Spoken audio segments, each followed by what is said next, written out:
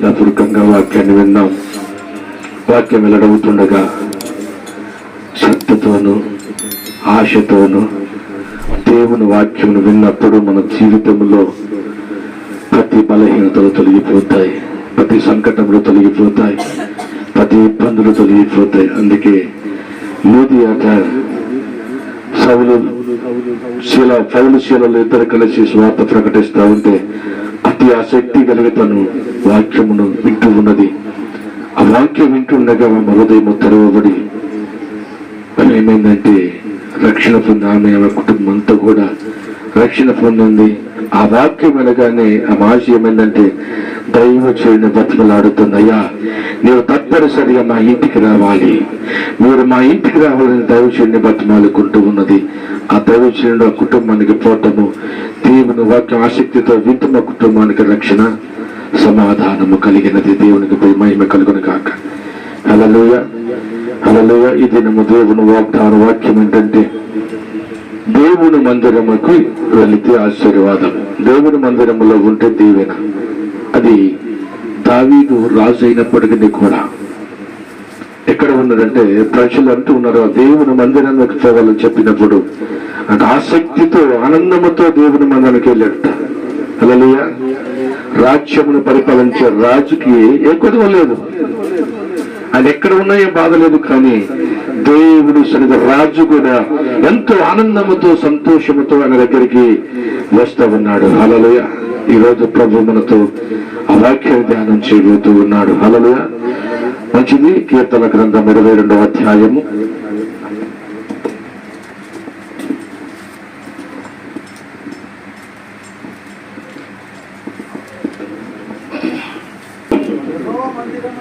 'యెహోవా యెహోవా మందిరమునకు వెళ్ళుదమని జనులు నాతో అనినప్పుడు నేను సంతోషించి తిని, యెరూషలేమా మా పాదములు నీ గుమ్మములలో నిలుచుచున్నవి.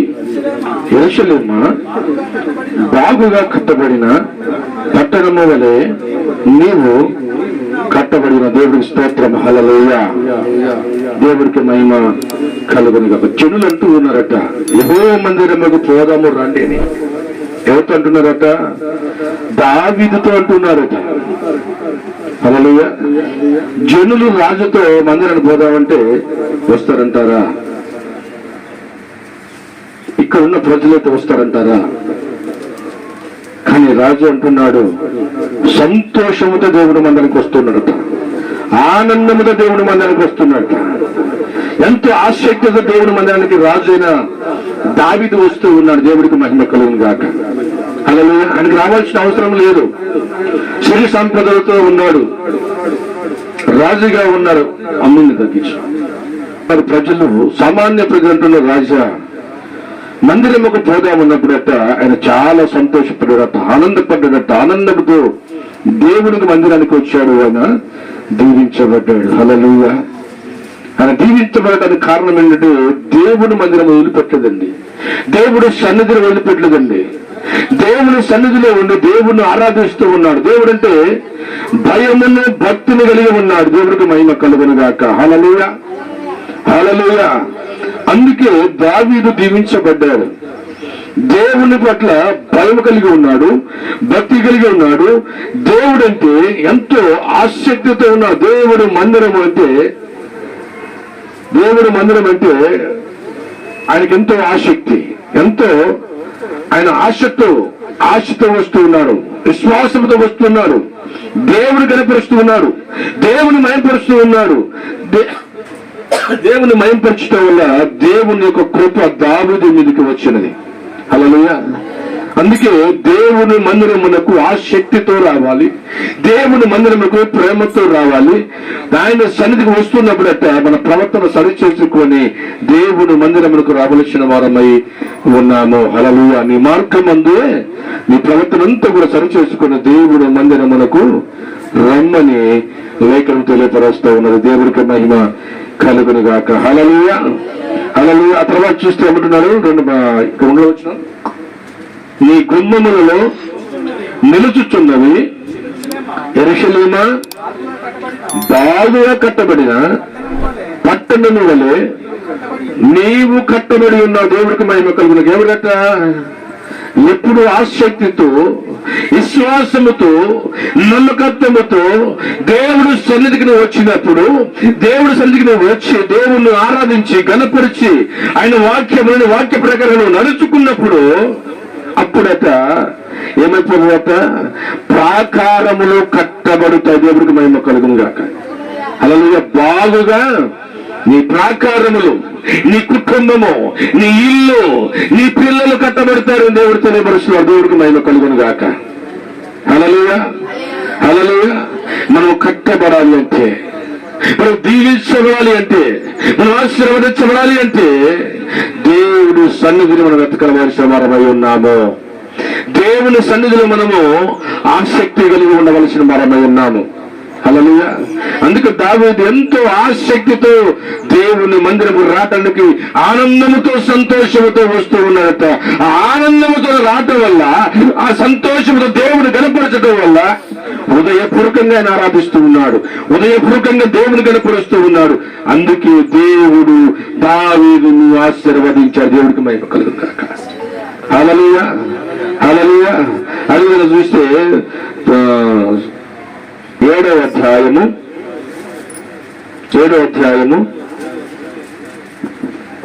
నీవు లేచి జనులకు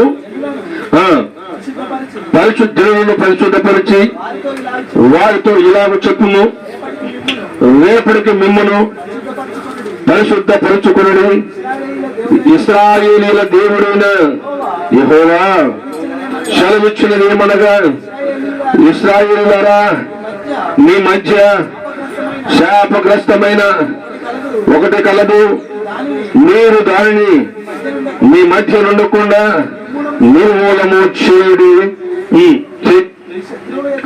శత్రువుల ఎదుట మీరు నిలవలేరు. దేవుడికి మహిమ కలుగును గాక. హల్లెలూయా. ఇక్కడ అంటూ ఉన్నాడు యెహోషువతో దేవుడు మాట్లాడుతున్న స్పష్టంగా. ఎందుకు మాట్లాడుతున్నాడంటే, యెహోషువట తన వస్త్రంలో చింపుకొని కూర్చొని దేవునికి మొరపెడుతూ ఉన్నాడు. ధూళి పోసుకున్నాడట, బూడిద పోసుకున్నాడు, గోనె పట్ట కట్టుకొని దేవుడు సన్నిధిలో వేసే, ప్రభువా, యోర్దాను నదిని దాటించేది ఇందుకేనా? యోర్దాను నది దాటించి కానాను దేశంలో నడవడానికి నడిపించావు కదా ప్రభువా, ఇందుకేనా మమ్మల్ని నడిపించింది? ఎందుకు ఈ శ్రమ వచ్చింది? ఎందుకు ఈ సమస్య వచ్చింది? ఎందుకు మేము ఓడిపోతున్నాము? ఎందుకు మేము గెలవలేకపోతున్నాము ప్రభువా? మాకెందుకు సమస్య వచ్చింది? కొంతమంది సైన్యాన్ని కోల్పోయాము కదా, కొంతమంది సైన్యము చనిపోయారు కదా, శత్రువు ఎదుట నిలబడలేకపోయారని ఆయన కూర్చొని ఏడుస్తూ ఉన్నాడట. దేవుడికి మహిమ కలుగును గాక. హల్లెలూయా. యెహోషువ ఏడుస్తూ ఉంటే దేవుడు అంటున్నాడు, యెహోషువతో మాట్లాడుతూ ఉన్నాడు. దేవుడికి మహిమ కలుగును గాక. హల్లెలూయా. జనులను, నీవు లేచి జనులను పరిశుద్ధపరచమంటున్నాడు. పరిశుద్ధపరచబడటం అంటే ఏంటిదండి? వాళ్ళు పరిశుద్ధపరచబడలేదా? పరిశుద్ధపరచబడ్డారా లేదా? ఇజ్రాయెల్ జనం ఎవరండి? దేవుని ప్రజలే కదా. పరిశుద్ధపరచబడ్డారా లేదా? మాట్లాడేంటి? మరి వాడు పరిశుద్ధపరచడం ఎందుకంటున్నాడు? అది అర్థం చేసుకోవాలి. ఎందుకంటే నీలో ఏదో పాపం ఉన్నది, నీలో ఏదో దోషం ఉన్నది, మీలో ఏదో అక్రమం ఉన్నది, దేవునికి వ్యతిరేకమైన మీలో ఏదో ఒకటి ఉన్నది. దాని గురించి మీరు ఏమంటున్నట్టే, పరిశుద్ధపరచుకోండి, పవిత్రపరచుకోండి, మీ హృదయంలో ఉన్న ప్రతి పాపమును కడుగుకోండి. అప్పుడు దేవుడు దీవించబోతూ ఉన్నాడు. హల్లెలూయా. ప్రార్థనకు వచ్చినంత మాత్రమే దేవుని రావు. దేవుని మందిరానికి వచ్చినంత మాత్రమే దేవుని ఆశీర్వాదం మన కుటుంబానికి రావు. కానీ వచ్చిన ఆసక్తి ప్రకారంగా వాక్య ప్రకారం నడుచుకొని దేవుని చిత్త ప్రకారంగా ఉన్నప్పుడు, దేవుని ఉద్దేశ ప్రకారం నడుచుకున్నప్పుడు దేవుడు అప్పుడట ఆశీర్వదిస్తాడు. దేవుడికి మహిమ కలుగును గాక. హల్లెలూయా. అక్కడ దావీదు ఏం చేశాడట? ఆసక్తితో, ఆనందముతో, సంతోష దేవుడి మందిరానికి పోయాడు. హల్లెలూయా.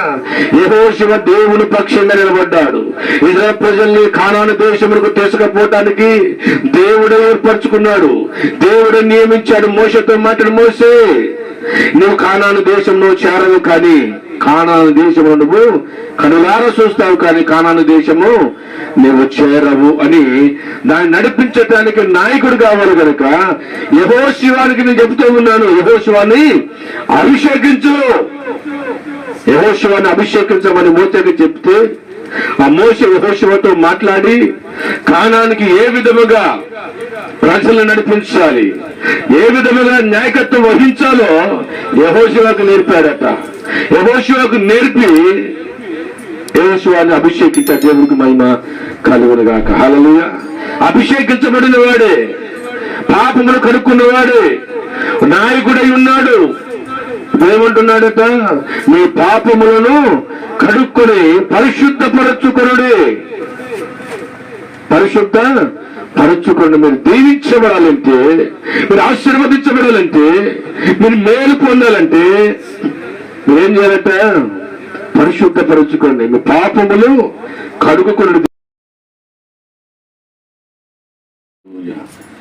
Glory, thank you, Holy Spirit of God, Prabha.